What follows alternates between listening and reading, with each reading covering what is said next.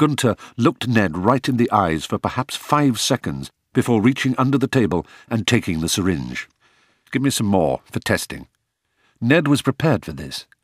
"Leave 2,000 marks as a deposit," he said. Gunter nodded, and Ned passed a small vial under the table. "I make a phone call." Gunter stood up and took a small mobile phone from his pocket, moving away out of earshot. Ned watched him light a cigarette, dial and speak into the phone. He marvelled at the technology and wondered what the range of such telephones might be. Ned was too far away from Gunter to be able to pick up any of his conversation, but when he returned to the table, everything seemed set up, and he smiled a brief, tight smile. "Your 2,000's in there," he said, dropping a cigarette packet on the table. "I shall return in 1 hour. If everything is satisfactory, we'll go together to a place where the rest of your goods will also be checked out. Cosima is watching you. If you leave with my 2,000 marks before I return, you will be followed and dealt with very harshly. If all goes well, a passport can be ready for you in 2 days. The credit card and cash you will have tonight. You understand and approve?" "Perfectly." Ned extended his hand and smiled. "A bottle of champagne will await your return." "Bis bald," said Gunter, shaking Ned's hand briefly and turning to go. "Tschüss," said Ned. 5 minutes after Gunter had gone, Ned called Cosima over to him. "Thank you, Cosima," he said, handing her a 100-mark note. "You've been very kind." Cosima smiled and tucked the note into her apron. "You're welcome."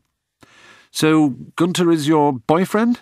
She laughed at this. "Oh, no," she said. "He's my father." Ned tried not to look surprised. "I see. Oh, tell me something, Cosima," he said, a thought occurring to him. "Which, in your opinion, is the best hotel in Hamburg?" She looked at Ned through half-closed eyes, like an artist sizing up a model. "For you, I should say the 4 Jahreszeiten on Neuer Jungfernstieg. Very classy, very old-fashioned, just like you." "Psh, you flatter me. One more thing, before you bring me a cup of coffee and a glass of milk." The effect of the sea breeze was making him dizzy and light-headed. "Will I find a decent clothes shop in the area still open in an hour or so? I need some luggage, too." "This is Hamburg," said Cosima. "Nothing closes."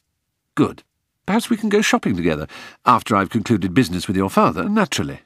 Cosima smiled happily. "My favourite occupation. Hugo Boss, I think. Something dark and elegant." The platinum American Express card that Gunter had found for Ned was in the name of Paul Kretschmer, and the blonde woman in black at the desk scarcely glanced at it as she slid it through the side of a machine she kept under the desk and passed it back to him with his room key. Ned supposed it was some kind of cash register, but it was unlike any he had seen before. "Oh, by the way," he said, "I need to fly to Geneva on Monday morning." He gave her a folded 100-mark note and his best smile. "Be good enough to arrange it for me, would you?" "Certainly, Herr Kretschmer," she beamed at him. "With pleasure. Do you prefer Swiss Air or Lufthansa?"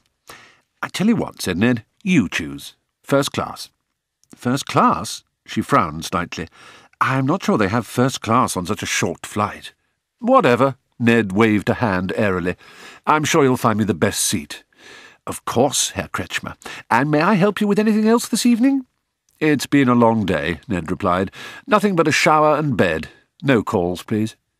He crossed over to the lifts, trying not to look impressed by the profusion of late 19th century marble, mahogany and oak panelling all around him. No calls. He smiled at his own impudence. The receptionist watched his firm, athletic stride as he walked to the lifts and turned to the manager. "Oh, my God," she said with a sigh. "I think I'm in love." "Me too," said the manager. Ned spent Saturday morning playing with the television remote control and reading the magazines in his suite. Gunter called him up at lunchtime and invited him to dinner at his flat, just around the corner from the hotel. "I should be honoured and delighted," Ned replied. "I'm going to do some shopping this afternoon. I don't suppose your charming daughter would be kind enough to escort me around the town. I assure you my intentions are strictly honourable." Gunter chuckled down the telephone. "That would disappoint her terribly," he said. "She was hoping there were anything but." With Cosima's help, Ned bought a laptop, a printer, and a large number of books on computing and the Internet. The magazines in his room had seemed to be full of articles on this, and he wanted to understand everything he could about a world that appeared to be so important. He had asked Cosima shyly what the Internet was, and she had given an explanation that had left him more confused than before.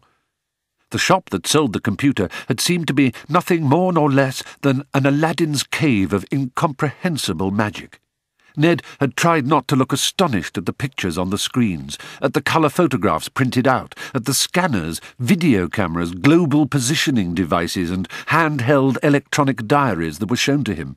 Compact discs reminded him of an episode of Star Trek he had seen as a boy, and the mobile phone he bought, which flipped out when he wanted to speak, put him even more firmly in mind of the Starship Enterprise. When he discovered that these telephones were more than walkie-talkies, but could actually be used to talk to any phone, mobile or otherwise, in any country, he frankly gaped, and Cosima and the shop assistant found it hard to suppress their giggles.